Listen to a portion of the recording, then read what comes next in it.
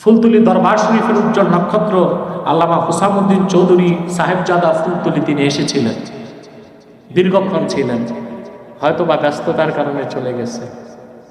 অনেকক্ষণ অপেক্ষা করেছেন, আমার তো ফ্লাইট দেরি হয়ে গেছে। আল্লাহ সকলকে আজর নাসিব দান করুন।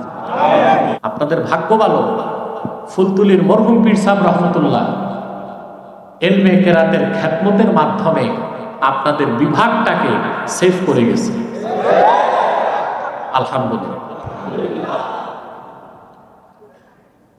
আমি কষ্ট পেয়েছি, এক মৌলভী সাহেব কিছুদিন আগে বলল যে কওমি মাদ্রাসা ছাড়া কোথাও পড়াশোনা নাই।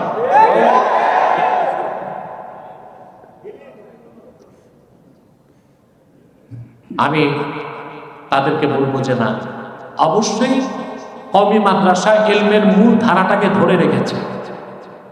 আগে যে ওল্ড স্কিম আলিয়া মাদ্রাসা ছিল তার নেসাব আর কওমির নেসাবে কোনো পার্থক্য ছিল না। আলিয়া পৃথিবীর বিখ্যাত বিখ্যাত আলেম তৈরি করছে। সারা বাংলাদেশের কওমি মাদ্রাসায় ইফতা বিভাগে কওয়াইদুল ফিকহ পড়ানো হয়। এটা লেখাকার আমিরুল ইহসান মুজাদ্দিদি। বাইতুল মুকাররমের ইতিহাসে এইরকম বিশ্বমানের কোন খতিব আজ পর্যন্ত আর আসে নাই। সৈয়দ আমিরুল ইহসান মুজাদ্দিদি রাহমাতুল্লাহ কলকাতা আলিয়ার ছাত্র, পরবর্তীতে কলকাতা আলিয়ার শিক্ষক, পরে ঢাকা আলিয়ার শিক্ষক, পরে বাইতুল মুকাররমের খতিব। কওয়াইদুল ফিকহ তার লেখা, এটা দেওবন্দেও পড়ানো হয়। আলিয়া মাদ্রাসাতে অনেক বড় বড় আলেম তৈরি হয়েছে, হয়েছে না? আপনাদের সিলেটে ছিল শেখুল হাদিস মাওলানা হাবিবুর রহমান, উনি তো আলিয়ার ছাত্র ছিলেন। উনি তো আরব আমিরাতে বিচারক ছিলেন। হ্যাঁ, হরমুজুল্লাহ শাহেদা, ওনার নামও শুনেছি। অনেক বড় বড় আলেম আলিয়া থেকে বের হয়েছে, খেদমত করেছে। কওমি আলিয়ার বিভেদ সৃষ্টি যারা করে তারা মূলত ছোট কলিজা রাখে,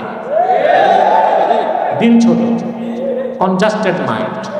আমরা মনে করি আল্লাহর দ্বীনের খেদমতে কওমির যেমন অবদান আছে, আলিয়ারও অবদান আছে। আমরা কাউকে খাটো করব না। বাংলাদেশে এখনো কিছু আলিয়া মাদ্রাসা পড়ার মানকে ধরে রেখেছে। যে মৌলভী সাহেব কটাক্ষ করছে, আমার মনে হয় 1 ঘন্টা ক্লাস নিতে পারবে না। এগুলো বলবেন না, এগুলো করবেন না। আলিয়াকে কিভাবে বাদ দিবেন? আলিয়া মাদ্রাসার সাথে সংশ্লিষ্ট আছে দেশের 2.5 কোটি মানুষ। কত? এসব বাদ দিয়ে আপনি কি করবেন? লাগবে ইলমে দ্বীনের ব্যাপক খেদমত। দারসে নিজামি কমিতে হচ্ছে, এটা তো অনস্বীকার্য, কিন্তু আলিয়ার মাধ্যমেও ব্যাপক খেদমত হয়েছে। যারা জুলাই আন্দোলনের নেতৃত্ব দিয়েছে ছাত্র নেতাদের অধিকাংশই আলিয়া মাদ্রাসার